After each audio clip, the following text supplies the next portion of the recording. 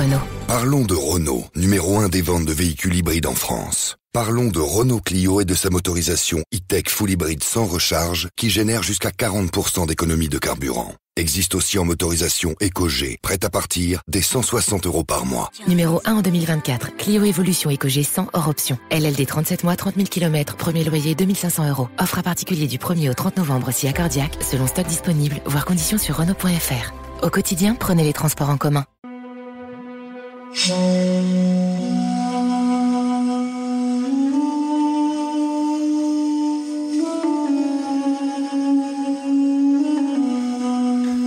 Bonjour, bienvenue dans le podcast L'histoire des Germains, des Francs et des Mérovingiens. Je m'appelle Xavier. Et je m'appelle Romain. Abonnez-vous à notre podcast sérieux, mais pas trop, conçu pour les passionnés d'histoire, qui veulent tout comprendre sur ces peuples, leurs aventures, leurs coutumes et leurs territoires durant le premier millénaire. Retrouvez-nous sur les réseaux sociaux Facebook et Instagram et sur notre site internet à meropodcast.fr. Et n'hésitez pas à nous faire part de vos commentaires ou à nous donner des étoiles sur votre plateforme de balado favorite. Ceci est l'épisode bonus 51. Edo Beach, le dernier franc d'Empire. Dans son histoire de l'Église couvrant les 4e et 5e siècles, l'écrivain chrétien Zosomène, natif de Gaza, écrit autour de l'année 450 la chose suivante. Géronte, le plus efficace des généraux de Constantin, devint son ennemi. Et croyant que Maxime, son ami intime, était bien qualifié pour la tyrannie, il l'investit de la robe impériale et lui permit de résider à Tarragone. Géronte marcha alors contre Constantin et prit soin de mettre à mort Constant, son fils, à Vienne. Dès que Constantin apprit l'usurpation de Maxime, il envoya un de ses généraux, nommé Édobir, au-delà du Rhin, lever une armée de Francs et d'Alamans. Histoire ecclésiastique, livre 9, chapitre 13. Alors, il serait inexact de laisser penser que la mort d'Arbogast signe la disparition totale des Francs d'Empire dans le commandement militaire romain, puisqu'on trouve notamment trace au début du 5e siècle d'un certain général franc nommé Édobir, mentionné par les historiens de l'Antiquité tardive comme Zosomène ou Zosime. Mais on est obligé de constater tout de même que les choses ont bien changé, 15 ans après la fin dramatique de l'aventure d'Arbogast.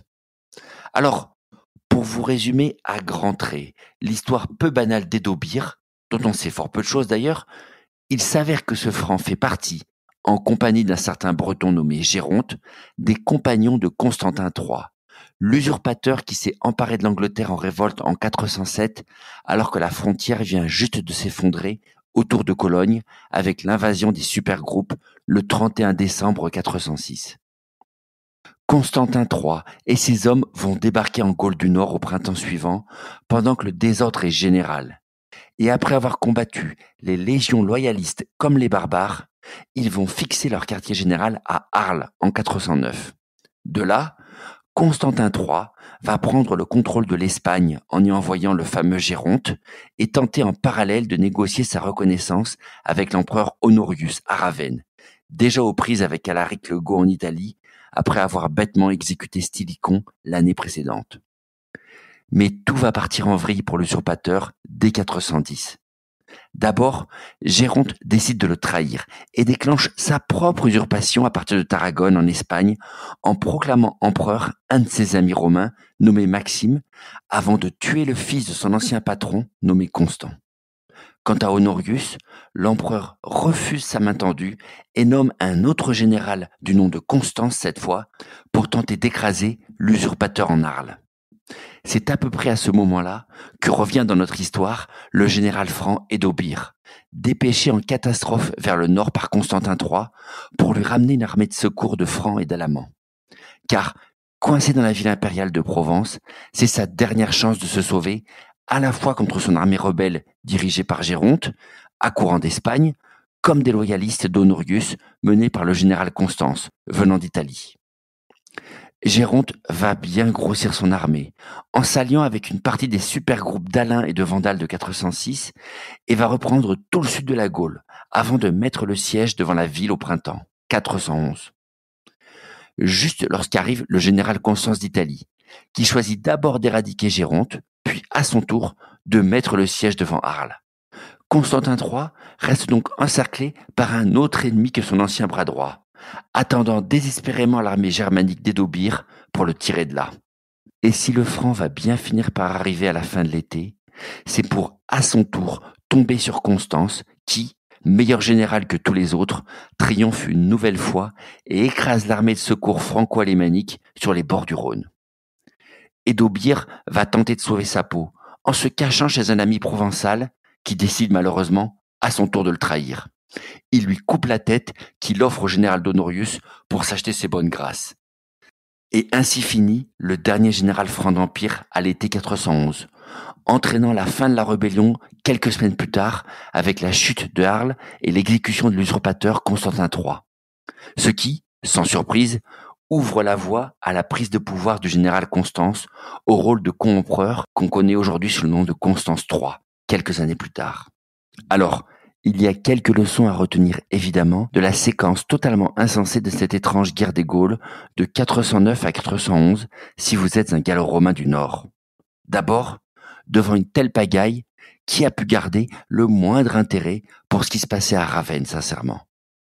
Quand le mot de loyaliste ou de rebelle n'a plus vraiment de sens de toute façon, au gré des usurpations et des contre-usurpations, on peut douter que les hommes du nord de la Gaule aient conservé la moindre fidélité ou le moindre intérêt envers qui que ce soit qui se prétendait légitime empereur romain quelque part dans le sud. Et puis de toute façon, qui pouvait sérieusement se présenter comme chef de l'armée romaine à ce stade? Géronte, qui s'était allié avec les Vandales et les Alains sévissant à l'ouest depuis l'irruption de 406, ou Constantin III, qui comptait sur Hédaubir et son armée de secours franque et alémanique, ou l'homme d'Honorius, le général Constance, arrivant d'Italie avec une armée remplie de Goths et de Huns pour écraser tout le monde.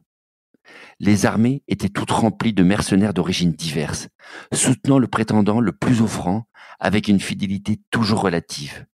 Ce qui rendait pour le citoyen romain lambda l'idée de soutenir une armée plus qu'une autre par patriotisme pro-romain assez absurde en réalité. Abandonnés à leur sort par Ravenne, qui les avait clairement laissés tomber, avec une province en proie à une anarchie croissante, on peut imaginer qu'assez rapidement, les habitants du nord de la Gaule ont dû se faire une raison et accepter la prise de contrôle de leur territoire par les seuls hommes capables d'opérer en tant que force militaire efficace. Contre rétribution, bien sûr. Ce qui garantissait au moins pour le gallo-romain moyen un résultat tangible du point de vue de la sécurité et des affaires.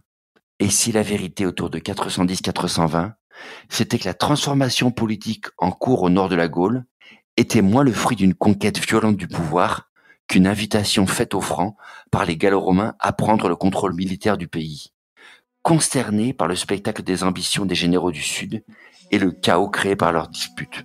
Une option alternative improuvable, mais qui a peut-être plus de vraisemblance qu'une hypothétique conquête militaire violente des Saliens dont on n'a jamais retrouvé la trace.